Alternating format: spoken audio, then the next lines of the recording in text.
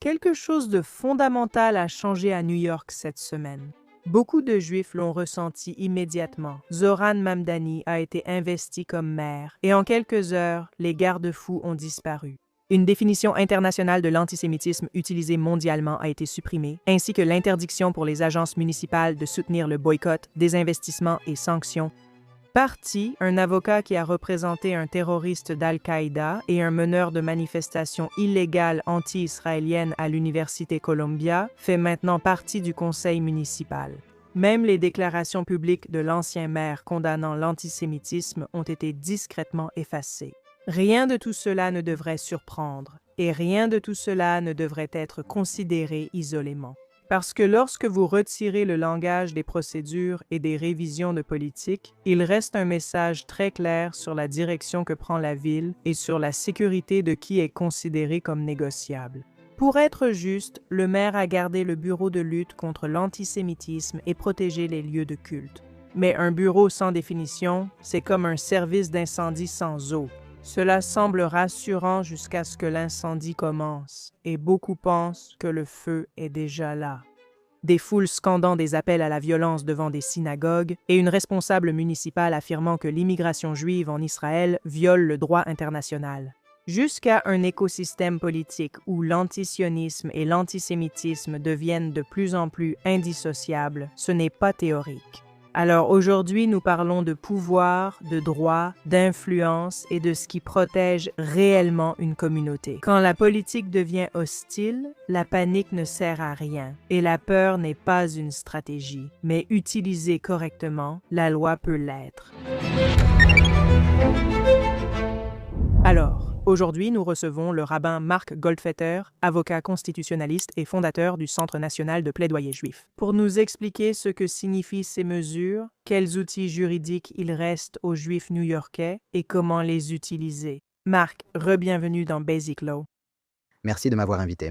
D'accord. Écoute, je ne pense même pas avoir énuméré toute la liste des choses effrayantes que nous avons vues la semaine dernière. Et j'aimerais vraiment avoir ton avis sur ce qui se passe ici. Et avant même de parler de la loi, quel message cela envoie-t-il selon toi? Eh bien, je veux commencer par dire quelque chose de vraiment important à ton public, à savoir ceci. Tout ira bien, nous allons nous en sortir, d'accord? Quand des gens comme Zohran Mamdani profèrent des menaces, que ce soit par des mots, des politiques ou des attitudes, il est très facile de se sentir alarmé. Nous avons déjà enduré bien pire. Pogroms, expulsions, boycotts et campagnes de diffamation. Je ne parle pas seulement de nous, les Juifs à travers l'histoire, je veux dire, nous, le peuple juif. Au cours des 2 dernières années, Nous avons déjà affronté pire qu'une administration hostile ou un démagogue. Il suffit de planifier sans paniquer. Il faut aussi comprendre que nous n'avons pas le syndrome de dérangement de Mamdani. J'étais rabbin avant avocat, alors laissez-moi vous dire. Ici, nous suivons les principes talmudiques, le Talmud et le traité. Nida explique qu'il ne faut pas croire aveuglément les propos négatifs sur quelqu'un, mais il est important de prendre des précautions pour rester en sécurité. Je veux donc être clair, j'espère et je prie toujours pour que le maire Mamdani prenne vraiment un nouveau départ et devienne un excellent maire pour tous les habitants de la ville, y compris les habitants juifs. Et je veux être clair sur le fait qu'aucune de mes préoccupations n'est basée sur sa race, sa religion, son âge, son genre, etc. C'est simplement basé sur tout ce qu'il a dit, fait, écrit, défendu et sur lequel il s'est présenté. Il y a des raisons légitimes de s'inquiéter. Il pourrait essayer de mettre en œuvre certaines des politiques dont il a parlé et il est déjà en train de le faire. assurons-nous simplement que tout le monde qui nous écoute soit bien au courant de ce dont nous parlons. Donc, le maire est entré en fonction et, d'après ce que je comprends, les nouveaux maires ont le droit de révoquer ou de renouveler les décrets de leurs prédécesseurs. Et ce que le maire a choisi de faire, c'est de revenir à la fin du mois de septembre 2024 et, en gros, d'annuler presque tous les décrets depuis cette date. Et cela incluait des décrets concernant la protection de la communauté juive et des lieux de culte juifs, ainsi que la création de ce bureau du maire pour lutter contre l'antisémitisme. Il a gardé le bureau et, je crois, renouvelé celui lié aux lieux de culte. Mais 2 principaux inquiètent beaucoup de monde, n'est-ce pas? Donc, l'un concerne la suppression de la définition de l'International Holocaust Remembrance Alliance, et je vais vous demander, s'il vous plaît, d'expliquer un peu plus à ce sujet. Et puis le deuxième concernait essentiellement une interdiction du boycott, désinvestissement et sanctions dans les décisions d'approvisionnement à New York, n'est-ce pas? Et ça, c'était dès le premier jour. Ce sont 2 des choses qu'il refuse de renouveler. Donc, qu'est-ce que ça veut dire? Elles sont arrivées relativement tard sous l'administration Adams, mais concrètement, qu'est-ce que cela a apporté à la communauté juive? Et qu'avons-nous perdu, selon vous? Et concrètement, qu'est-ce qui a changé suite à cette décision? Eh bien, encore une fois, il est important de comprendre qu'il y a le symbolisme et il y a la réalité concrète. Donc symboliquement, vous savez, selon le Times et le Post, il est revenu en arrière pour supprimer de nombreux décrets présidentiels, apparemment afin de dissimuler des faits selon les informations. Pour qu'il supprime facilement ceux sur la définition de l'International Holocaust Remembrance Alliance et le boycott, des investissements et sanctions. Sans vouloir attirer l'attention, vous l'avez fait en révoquant dès le premier jour des protections pour la communauté juive. Concrètement, que signifie cela? La question du boycott, des investissements et sanctions est moins pertinente, car une loi d'État interdit déjà certaines formes de boycott, des investissements et sanctions. C'était juste un message pour dire que je déteste Israël et que je veux que tout le monde le sache, mais il n'a pas vraiment d'influence sur les décisions concernant le boycott, des investissements et sanctions. Le contrôleur a du pouvoir, la loi d'État a du pouvoir. Ce qui est vraiment inquiétant, c'est la révocation de l'International Holocaust Remembrance Alliance. Et je vais vous donner un exemple très précis pour expliquer pourquoi c'est si important et ce que nous avons perdu. C'est basé à New York, donc je ne sais pas si vos auditeurs connaissent l'histoire de Saddam Massoud. Massoud était un antisémite à New York qui, à 3 reprises, il y a quelques années, a attaqué 3 hommes juifs américains innocents, visiblement juifs, pour le simple fait d'être juifs. Ses avocats ont osé affirmer devant le tribunal fédéral que Massoud n'était pas antisémite. Non, il détestait juste Israël et était si passionné par la Palestine qu'il se laissait parfois emporter. Sa violence était purement politique. Il tenait tellement à la Palestine. Il a ressenti le besoin de frapper à nouveau des hommes juifs innocents qui ne disaient ni ne faisaient rien au sujet d'Israël. Ils existaient simplement en tant que juifs. Ils ont eu l'audace de défendre cet argument devant un tribunal fédéral, et comme il n'existe pas de définition fédérale de l'antisémitisme, cela a presque fonctionné. Heureusement, dans ce cas précis, les procureurs ont réussi. Les messages signal de Massaoud étaient chiffrés, et dans ces messages, il disait à ses amis « Eh, allons chasser les Juifs !» Et pendant qu'on les chasse, je crois que c'est presque une citation directe, il a dit « Assurez-vous de dire sioniste, pas juif, parce que mon avocat est excellent et il nous fera sortir d'affaire. » Il savait parfaitement comment dissimuler l'antisémitisme sous le prétexte de l'antisionisme. Maintenant, Massaoud est un idiot. Lors de la 3e attaque, il a demandé à la victime « Es-tu un sale juif ?» avant de la frapper. Il n'a pas suivi ses propres conseils. Mais une fois qu'ils ont obtenu ces messages textes, ils se sont complètement retirés et Massaoud est en prison. La définition de l'International Holocaust Remembrance Alliance empêche de justifier l'argument de Massaoud, c'est tout. Elle précise que rendre les Juifs responsables des actes de l'État d'Israël est antisémite, qu'on les approuve ou non. Et donc, lorsqu'un procureur, un juge ou une autorité tente de déterminer la motivation derrière un acte déjà illégal, comme attaquer une personne lorsqu'il y a une allégation selon laquelle cela a été fait à cause de l'identité de cette personne, ils peuvent se référer à la définition de l'antisémitisme la plus acceptée au monde et dire encore une fois que c'est une définition controversée et ridicule, n'est-ce pas? Plus de 1200 entités mondiales majoritairement juives. Certaines personnes marginales n'approuvent pas la définition de l'International Holocaust Remembrance Alliance, mais la différence entre un consentement unanime et un consensus, c'est que ceci va au-delà d'un consensus. C'est un mandat et aucun juif ne sera jamais totalement d'accord sur tout. Donc, en fin de compte, il y avait des protections en place pour s'assurer que lorsque des actes antisémites se produisaient dans la ville, ils étaient correctement qualifiés. Et Mamdani a supprimé cette protection. Il a grandement facilité la tâche des antisémites pour commettre des actes odieux, puis se cacher derrière de faux prétextes, prétendant qu'il s'agissait de politique, pas d'antisémitisme. Alors, écoute, parlons vraiment de ce qui fait ta spécialité, c'est-à-dire la boîte à outils juridique pour défendre les communautés juives et réfléchir à des moyens d'élargir encore cette boîte à outils. Maintenant, tu as mentionné qu'il existe des dispositions de la loi de l'État de New York qui, disons, protègent contre les décisions de type boycott, désinvestissement et sanctions dans la prise de décision municipale. Il existe également des dispositions de l'État de New York qui interdisent la perturbation du droit à la liberté religieuse dans un lieu de culte ou la perturbation d'un service religieux. En fait, le rapport du bureau du maire, qui a été publié essentiellement comme un cadeau d'adieu du maire Adams, je pense, à la communauté juive, l'a mentionné. Ces dispositions, bien sûr, existent, mais elles ne sont tout simplement pas suffisamment appliquées et il reste encore du travail à faire à ce niveau-là.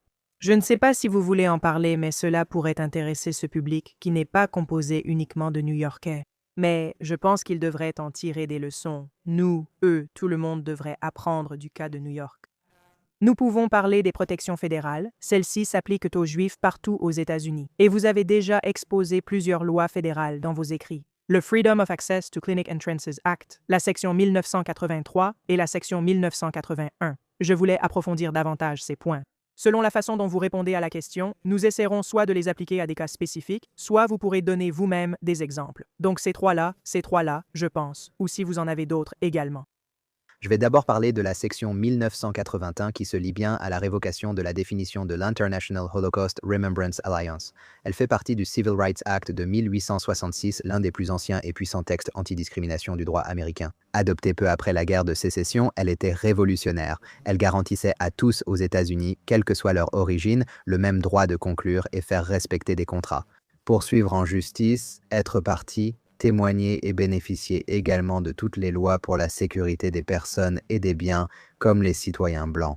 Aujourd'hui, c'est une arme clé pour protéger les personnes et organisations juives contre la discrimination sur le marché et au travail. Dans les relations avec les gouvernements locaux ou d'État, on considère généralement cela comme une clause contractuelle, mais il y a en réalité plus que cela. Je vais vous expliquer comment nous avons découvert son utilisation et comment nous l'utiliserons à New York.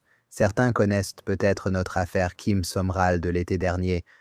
Pour faire court, notre cliente, Kim Sumrall, assistait à une contre-manifestation lors d'un événement Code Pink à Washington, district de Columbia, et elle portait un drapeau israélien autour du cou. L'une des manifestantes, une manifestante de Code Pink, l'a attrapée par le drapeau et l'a étranglée avec. C'est un acte de violence antisémite, étrangler une femme juive avec un symbole juif. Le procureur et le juge, sans définition claire, ont affirmé « Nous ne voyons pas d'antisémitisme ici. Cela ne nous convenait pas. » Nous pensions qu'il est extrêmement important, vraiment très important que les choses soient correctement qualifiées. Mais comment faire cela d'un point de vue simple, n'est-ce pas? S'il n'y a pas d'aggravation pour crime de haine civile, alors nous sommes revenus à cette disposition. Je viens d'ailleurs de citer ce passage. La phrase finale évoque la sécurité des personnes et des biens, mais à notre connaissance, cela n'a jamais été utilisé ainsi. Mais nous avons dit que la sécurité des personnes et des biens devrait aussi inclure la sécurité physique. Donc nous avons porté cette affaire en disant qu'elle avait été attaquée en raison de sa race et que cela violait la sécurité des personnes. Comme l'a reconnu le juge Trevor McFadden, Neb Summerall ne représentait aucun gouvernement. C'était simplement une femme juive portant un symbole juif universellement reconnu et elle avait droit à sa sécurité et à la protection de sa personne. Et c'est en fait la décision la plus importante à cet égard que nous ayons obtenue depuis le 7 octobre. Le juge McFadden a dit cela et est probablement allé plus loin que tout autre. Il a dit qu'attaquer une femme juive portant un symbole juif, c'est comme crier le mot en haine et attaquer une personne noire. Pourquoi est-ce important pour nous? À New York? Le maire ne peut pas légalement redéfinir ce qui constitue un crime haineux selon la loi de l'État, n'est-ce pas? Mais il peut pratiquement contrôler si les attaques antisémites sont reconnues comme telles, n'est-ce pas? Il façonne la politique policière, les données, l'appareil de communication, y compris la question de savoir si les agences se réfèrent à la définition de l'International Holocaust Remembrance Alliance, n'est-ce pas? Il définit de larges priorités pour le maintien de l'ordre et les poursuites. Il agit via le mandat du commissaire du Mission internationale de police des Nations Unies, le Bureau de prévention des crimes haineux et la coordination interagences. Plusieurs actions différentes. Donc, ce que nous pouvons faire, c'est nous assurer que l'antisémitisme soit correctement qualifié en utilisant la section 1981, une loi fédérale qui s'applique dans tout le pays, même si l'administration ne le fait pas. Nous prévoyons de déposer ce nouveau type de plainte sous la section 1981 à New York si besoin. Dieu nous en préserve. Alors, corrigez-moi si je me trompe. Je pense l'interprétation de la section 1981 concerne aussi ceux qui soutiennent Israël sans être juifs, mais sont perçus comme juifs et attaqués. C'est une question intéressante. Oui, je veux dire, la discrimination raciale en général est réelle ou perçue, c'est le fait de traiter les gens. Vous savez, il y a une question sociologique fondamentale. La race n'est-elle qu'une construction sociale? Est-ce réel ou non? Au final, si vous traitez une personne différemment parce que vous la percevez comme appartenant à une autre race, c'est de la discrimination raciale, et c'est illégal. Ainsi, scientifiquement, il importe peu que les Juifs soient une race ou non. Les Juifs sont historiquement et aujourd'hui traités différemment en raison d'une animosité discriminatoire, réelle ou perçue. Et ce précédent de 19, le jugement de l'affaire Kim Sumrall a-t-il déjà été appliqué ailleurs? Bien qu'il ne soit pas encore appliqué ailleurs, nous avons déjà utilisé ce précédent pour d'autres affaires. Bonne chance, d'accord. Donc nous avons parlé de 1981, passons maintenant au FACE Act en 1983. Oui, commençons par 83 qui est un véhicule pour nous y mener. La section 1983 du Civil Rights Act de 1871 est un des grands outils de la démocratie américaine. Cela a aussi été promulgué juste après la guerre de sécession, à une époque où certains responsables locaux toléraient de la violence contre les minorités. Et maintenant, c'est vraiment devenu la bouée de sauvetage pour les citoyens américains lorsque le gouvernement lui-même devient la source de discrimination, donc cela ne crée aucun nouveau droit. Cela autorise des particuliers à poursuivre en justice des responsables étatiques ou locaux qui, sous couvert de la loi, les privent de droits garantis par la Constitution ou des lois fédérales. Donc, par exemple, nous avons déposé une plainte en Caroline du Nord, notre affaire Gluck, où nous avons poursuivi le département de police pour les avoir privés de leurs droits en vertu du 1er et du 14e amendement, parce qu'ils ont refusé de protéger un groupe de personnes âgées juives qui participaient à une manifestation. Dans ce contexte, cela signifie que si un maire ou une agence municipale utilise son pouvoir pour cibler ou réprimer des citoyens, l'expression ou des organisations juives, comme l'a dit Mamdani, il pourrait le faire. La section 1983 permet d'accéder à la Cour fédérale et d'engager la responsabilité. Donc, il faut qu'il y ait un défendeur qui agit sous couvert de la loi de l'État et une conduite qui a privé le plaignant d'un droit fédéral. Il doit y avoir un lien de causalité entre les deux et il faut que la personne ait effectivement subi un préjudice. Je peux donc expliquer un peu ces éléments. Qu'est-ce que cela signifie ? Agir sous couvert de la loi de l'État. Cela signifie exercer une autorité qui découle d'une fonction de l'État ou locale. Cela inclut les maires, les chefs d'agence, la police, ainsi que des entités privées exerçant des fonctions publiques sous l'autorité du gouvernement. Donc, les preuves dont vous avez besoin sont des éléments comme la correspondance officielle, des permis, des dossiers de financement ou des directives montrant que le comportement a eu lieu dans le cadre d'une fonction officielle.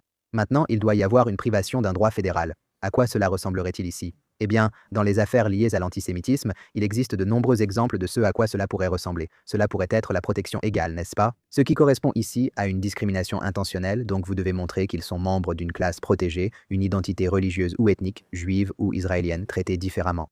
L'intention discriminatoire a joué un rôle clé et ils ont été lésés. Par exemple, un maire pourrait refuser un permis pour un défilé de la journée israélienne, ou une application sélective de lois devant des synagogues, ou des déclarations discriminatoires ou écarts procéduraux.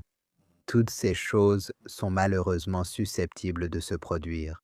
Le premier amendement garantit la liberté d'expression et de culte, interdisant au gouvernement de favoriser ou défavoriser une opinion selon l'idéologie. Prenons un exemple, refuser un permis pour une manifestation pro-Israël alors que d'autres sont approuvées relèverait de ce cas. Cela peut aussi inclure des violations du droit à une procédure régulière sur le fond et la forme. Sur le plan procédural, cela toucherait la privation de biens ou de liberté, comme des permis ou financements, sans préavis ni audience. Sur le plan substantiel, elle est importante.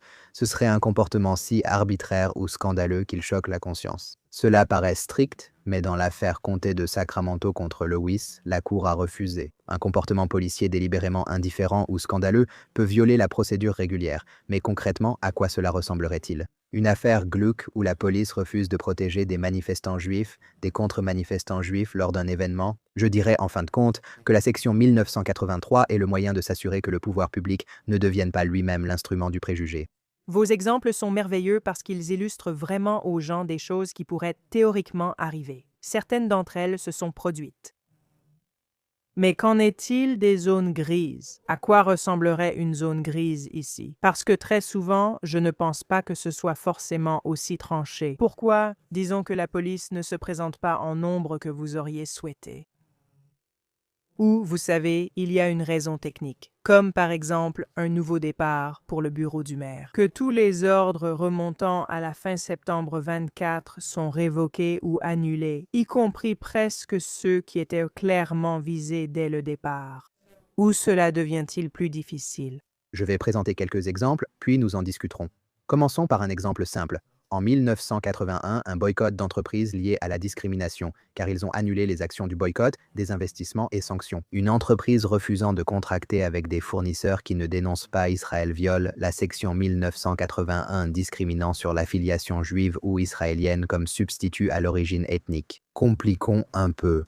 Un théâtre annule le contrat d'un artiste israélien sous la pression d'un responsable municipal comme Mamdani. En ce moment, c'est une plainte au titre de la section 1981 contre la salle. C'est un préjugé privé, mais c'est aussi une plainte au titre des sections 1983 et 1981 contre la ville en raison de l'implication de l'État.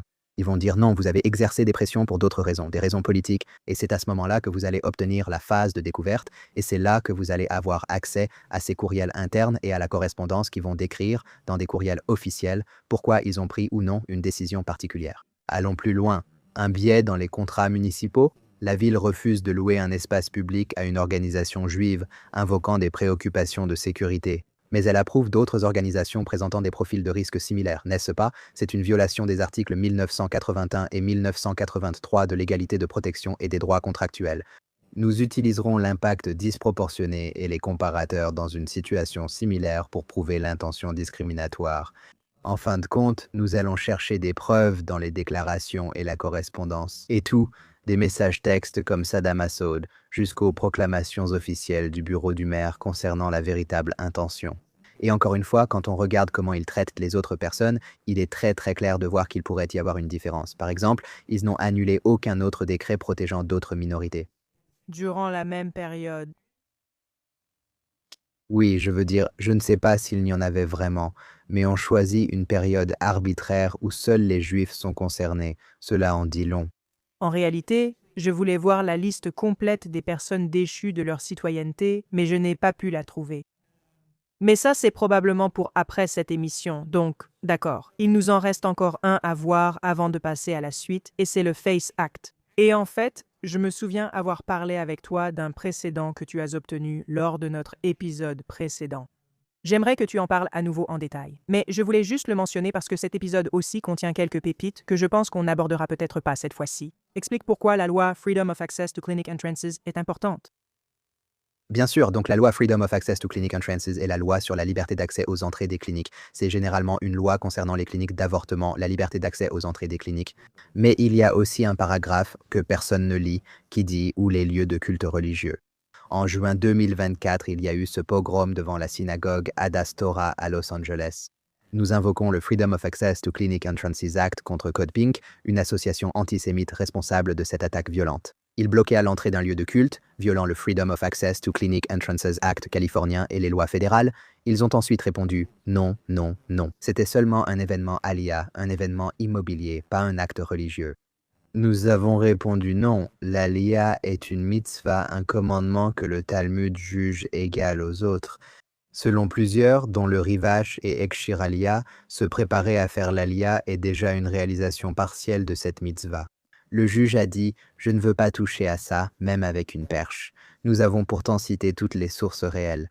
Désormais, pour la première fois, l'ALIA est un droit religieux protégé par le premier amendement aux États-Unis, ce que le département de la justice a reconnu. Ils ont déposé une déclaration d'intérêt dans l'affaire, disant que c'est une utilisation correcte du Freedom of Access to Clinic Entrances Act, et ensuite ils ont formé leur propre équipe Freedom of Access to Clinic Entrances Act et leur propre équipe Freedom of Access to Clinic Entrances Act. Le 29 septembre, ils ont lancé une affaire similaire dans le New Jersey, s'appuyant encore sur la couverture médiatique que nous avions créée avec l'affaire Freedom of Access to Clinic Entrances Act à Los Angeles. Depuis, ils enquêtent sur au moins 2 autres affaires, n'est-ce pas?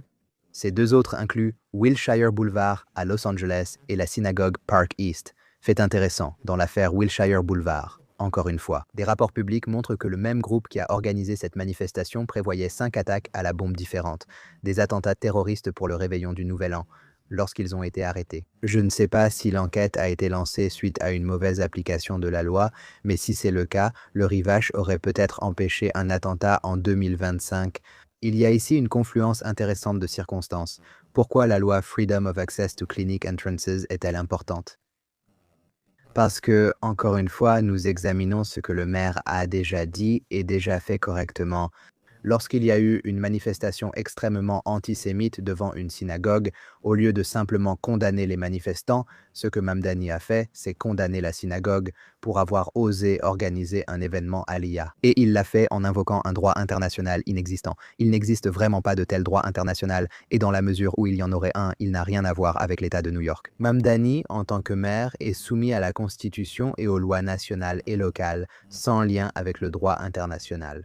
Mais puisqu'il considère qu'organiser des événements alia est un problème, il est tout à fait possible que nous devions nous appuyer sur la loi Freedom of Access to Clinic Entrances pour nous assurer que ces manifestants ne reviennent pas. Faisons un résumé rapide avant d'aborder la question sur les équilibres de protection à New York. L'article 1981 garantira la qualification correcte des actes antisémites. L'article 1983 permet d'accéder au tribunal fédéral. La loi Freedom of Access to Clinic Entrances protégera les synagogues et d'autres mesures seront aussi envisagées. Vous savez, la diffamation, par exemple, est quelque chose qui pourrait vraiment se produire s'il continue à parler des organisations juives et à les accuser de crimes internationaux, n'est-ce pas? Ce sont des déclarations fausses et diffamatoires publiées à un tiers. Pour un responsable public comme Mamdani, il faut prouver la malveillance réelle, c'est-à-dire la connaissance de la fausseté ou un mépris délibéré de la vérité. Il y a clairement un mépris de la vérité et un préjudice. Vous pouvez porter plainte au niveau fédéral via la section 1983. D'accord, donc vous venez de mentionner dans votre réponse. Écoutez, Mamdani n'agit pas seul, il fait partie d'un système plus large et il est limité par la Constitution. Il est clair qu'il y a un rôle à jouer pour le contrôleur de la ville, pour le gouverneur et pour la législature de l'État. Et je me demande si les gens sont vraiment conscients de la façon dont ces institutions peuvent contrôler le bureau du maire ou collaborer avec le bureau du maire. Et si cela n'influençait pas certaines planification de la communauté juive à New York, pas seulement du maire, n'est-ce pas? Comment devons-nous envisager le contrôle exercé par l'instructeur de pouvoir sur lui? En fait, la vérité, c'est que Mamdani va probablement recevoir une leçon d'éducation civique en réalisant que le maire compte beaucoup, mais qu'il n'est pas tout-puissant. Il existe plusieurs contrôles formels, dont un conseil municipal qui exerce un contrôle législatif. Le conseil municipal peut passer outre le veto du maire avec une majorité des 2 tiers. Ils peuvent adopter des lois et approuver ou rejeter le budget, essentiel pour les projets que Mamdani souhaite lancer. Ils tiennent des auditions de surveillance, émettent des assignations à comparaître, ils peuvent confirmer ou refuser certains candidats nommés par le maire. Il existe aussi des contrepoids structurels. La charte de New York répartit le pouvoir entre le maire, le conseil municipal, le contrôleur et l'avocat public. Elle exige des procédures comme les achats, l'élaboration des règles et la tenue des dossiers. Et il y a des organismes plus ou moins indépendants, comme la COIB et les organismes DORIS qui tiennent les registres et autres choses. Vous pouvez contester les violations de la charte, même par le maire, devant un tribunal d'État via la procédure de l'article 78. Nous avons envoyé hier une lettre à Mamdani pour l'avertir des possibles violations de la procédure de l'article 78 lorsqu'il a interrompu les points quotidiens de Jessica Tisch sur le renseignement. J'ai vu ça. Pourriez-vous expliquer ce que vous abordiez là? J'ai vu la lettre. Oui, selon les rapports publics, mais en réalité, c'est le décret exécutif numéro 2, pas les rapports qui l'affirment. Désormais, le commissaire de police et d'autres agences non liées à la loi rendront compte au premier adjoint au maire, qui, d'ailleurs, n'a aucune expérience dans ce domaine. Traditionnellement, il rendait compte au maire. Mamdani a répondu « Non, c'est juste pour coordonner au quotidien ». Mais dois-je vraiment en rendre compte directement? Ce n'est pas clair, car d'autres rapports disent qu'il a arrêté les réunions d'information quotidiennes entre le commissaire de police et le maire depuis le 11 septembre sur les menaces auxquelles la ville fait face, toujours très actuelles. New York est au cœur des poursuites pour terrorisme, y compris récemment Maduro. Dire que je vais fermer les yeux et ignorer le danger qui menace la ville est irresponsable. D'accord, donc il y a la charte, le contrôleur, le conseil municipal. Le contrôleur gère les vérifications financières. Il audite les agences de la ville, contrôle et rejette les contrats, supervise les fonds de pension. Le défenseur public n'est pas un vrai contre-pouvoir. Il peut proposer des lois et poursuivre la ville. C'est en quelque sorte un médiateur. Il n'a pas d'autorité exécutive directe, c'est surtout une tribune. Pour être honnête, le seul vrai contre-pouvoir ici, ce sont les tribunaux d'État et fédéraux qui peuvent interdire les actions exécutives illégales. Ils peuvent appliquer la loi de l'État, comme les lois anti-boycott, des investissements et sanctions sur les droits civiques ou fédérales. Titre 6, premier amendement, égalité de protection, section 1981 et 1983. Donc vous savez, en ce qui concerne le maire, s'il y a une application sélective, une discrimination fondée sur le point de vue, un manquement à faire respecter des obligations obligatoires ou une destruction illégale de documents, comme nous l'avons eu dès le premier jour. S'il y a des violations des procédures d'approvisionnement, c'est la contrainte majeure pour un maire trop zélé. Nous devons donc être prêts avec ces outils. J'ai grandi à New York. Je sais que tu y allais souvent, mais je ne suis pas sûr que tu y sois. J'ai grandi à New York. Tu t'en es bien sorti, super. Alors tu sais où? 25. J'y ai vécu pendant 25 ans à Brooklyn, puis dans le nord de l'État, à Rockland County, et ensuite les 8 dernières années en ville. D'accord. Eh bien, le Queens est aussi dans la ville. OK, donc tu sais exactement ce que je vais dire, mais je vais quand même expliquer ça. Il y a vraiment une sorte de calcul politique un peu gênant qui vient de la communauté juive, n'est-ce pas? Il y a des données du Centre de recherche urbaine de la City University of New York ou la City University of New York, je crois que c'est au Centre des études supérieures de la City University of New York, ce qui montre essentiellement la répartition des votes en novembre.